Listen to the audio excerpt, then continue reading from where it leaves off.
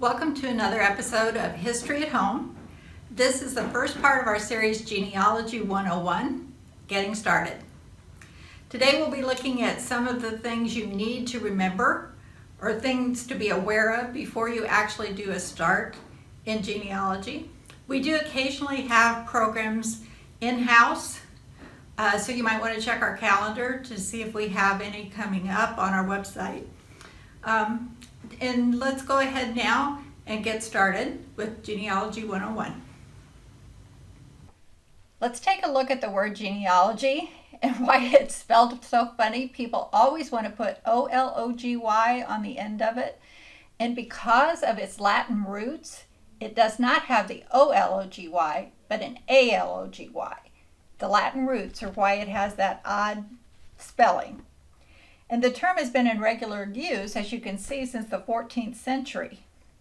So tracing all the descendants of an ancestor or starting with one person and finding all the ancestors of that one person can both be called doing genealogy. Though you may be new to genealogy, you're probably not new to the whole concept. Books, TV programs, and movies about the subject have exploded onto the cultural scene in recent years, especially with the growth of affordable DNA testing. But the concept is as old as recorded time. Authoritative sources list at least 17 books in the Old Testament that have lists of begats. These are family trees or genealogies. At about 500 BC, Confucius listed 80 generations of his family. So the concept of keeping track of our ancestors has very ancient roots. Now, you may hear the terms genealogy and family history used synonymously, but there is a difference. You can think of it like a skeleton. Genealogy provides the framework upon which to build. You have names, dates, places, events, basic information. Now, family history is the fleshed out form. You can add then, why were these people, were they named after family members? Were they named after locations? Why were they in this particular area? What was going on in history at that particular time? All of this allows you to flesh out your family history. So you can do genealogy and not necessarily family history, but family history does build upon the genealogy. And you may have every intention of filling out a chart showing several generations of your family, and end up writing a more complete family history, explaining why those names and dates occur as they do. Now, the first thing you want to think about is, why am I doing this? Before you even write down the first piece of information, before you do the first thing. Think about this. What brought you to your interest in genealogy? Answering that question is probably the first step to deciding how you want to continue. You can see on that screen that there are some basic questions you need to ask before going any further. As an example, if you're looking to find the answer to the question of where your great-grandfather was born, your search strategy will be very different than if you're attempting to find all the descendants of that great-grandfather. So how comprehensive then do you want to be? Perhaps you descend from the second marriage of said great-grandfather. Are you also going to find all the descendants of the first marriage? You can do a quick search of death records and obituaries and probably answer your question as to his birthplace. But don't be surprised if that piques your interest and you end up looking for additional information. It really helps to think of these kinds of things before you begin. This will help you form a successful search strategy. That's what we're looking for, the successful search strategy. So be prepared for unpleasant surprises. I can't stress this enough. You may be surprised by some of the things you find, and you just need to be prepared for that. There are skeletons in everybody's closet, I'm afraid. So just be prepared for that and don't be too surprised when that happens.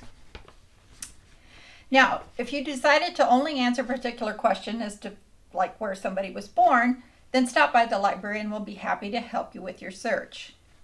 However, if after answering for yourself some of those basic questions we've just outlined, You're now interested in pursuing a more extensive research project. There are some basic things of which you need to be aware as you begin.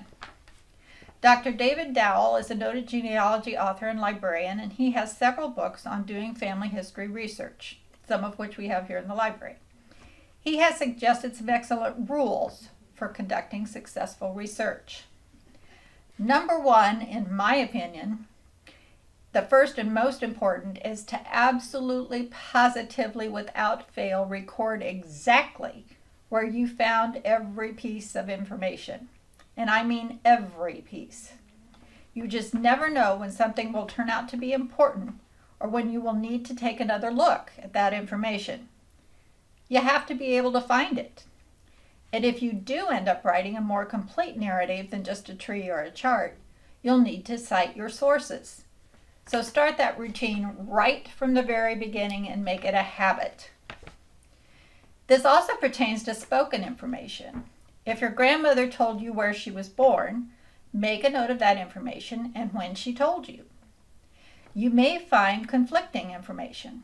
Sometimes family members do forget important details, or they adjust the information for one reason or another.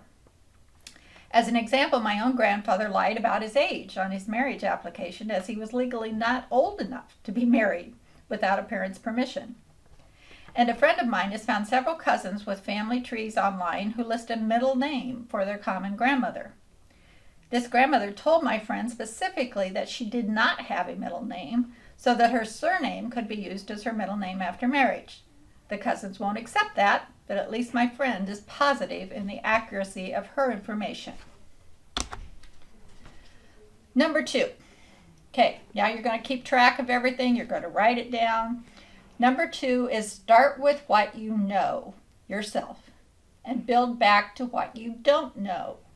Go step by step and don't skip any steps. The absolute basic information is date and place of birth, marriage, and death, but additional information should be included if you know it. Supply all the information for yourself, including where you went to school, names and important dates for your siblings, names and dates of spouse or spouses, etc. When you complete yourself, then do the same with your parents. Now do your great-grandparents, or your grandparents, and so on. And it will become evident pretty quickly where there are gaps that you need to fill in. At this point, you'll probably want to start a chart or a form to quickly view the information. And in our next session, we will discuss options for charts and forms to record your information. Don't forget that you'll need to be listing the sources of this information, even if it's your own personal knowledge. Rule number 3. Talk to your relatives and your family. You've now compiled all the information you know, so move on to other family members to see what they might have or what they know. Over the years, I've been surprised at the things my younger sisters remember that I've forgotten. So start with siblings if you're lucky enough to have some. Grandparents will be a great source if they're still living. Aunts, uncles, cousins, even any relative or a close family friend even might provide information or photographs. Leave no stone unturned. And again, list your sources. And be prepared. Some family members won't let this information leave their site, or especially not their house. So come prepared to record whatever you can, to use your phone to take pictures of whatever you can. You may even have a portable fax machine or a scanner, copier that you could bring along. So be prepared for that. Number 4, as Inspector Clouseau is showing us here, believe everything and believe nothing. Whether you see it in print, and especially if you see it on the internet, many oral traditions have a kernel of truth. This may be your starting point. Great Aunt Florence has probably told you 1,000 times you're descended from William the Conqueror. Well, probably, maybe you are, along with several million other people alive today. But you have to be able to show every step of that connection. If you decide to apply for membership in one of the lineage societies, such as the DAR, the SAR, or the General Society of Mayflower Descendants, you'll need to file proof of each generation from yourself directly back to the eligible ancestor. Some people like to take an ancestor, then try to prove their descent. This can be done, but it's usually more efficient to work back directly from yourself. As I said, family lore may hold a kernel of truth. It's a good place to start. My grandfather always claimed we had Cherokee blood on his mother's side of the family. I've been searching for over 50 years and have yet to find a Native American link. And taking a DNA test revealed none either. So was Granddad wrong? Maybe. But when I ran my DNA through another site analysis, it did show a small percentage of Native American DNA. So maybe Granddad was right, and it's just too far back to be verified at this point in time, or with the sources I've been able to use. Who knows what you might find in the future. The main point to make here is that you need to take all this information and use it as a starting point, but never, never accept it at face value. This is especially true when you're using online family tree websites such as Ancestry.com, Family Search, WikiTree, etc. I use all of these myself, but I use them as a starting point, then verify the sources myself. Many times you'll find that one of these online trees took their information directly from somebody else's online tree. And when you try and go back, there's no source given. Just because it's online doesn't make it true. This is especially true with genealogy. And even primary sources, such as marriage records or birth-death certificates, have a second-hand component to them. Yes, a death certificate may list exactly when someone died and where and what cause, but the information about that person's parentage and birth are provided by family members who may have it wrong. So here again, look at all the information you have and decide what makes the most sense. Were your great-great-great-grandparents actually 8 years old when they had their first child? Does that make sense? Probably not. So verify everything. Here you see 2 physical locations plus our library's URL and our email address. You can go to the web page and look around. And let me see if I can bring up here our web page. I can get my mouse to work here. There we go. Okay. If you go to our library's web page, wellscolibrary.org, you can take a look around. If you go to research and then online genealogy and local history, that's where you want to go. Genealogy and local history.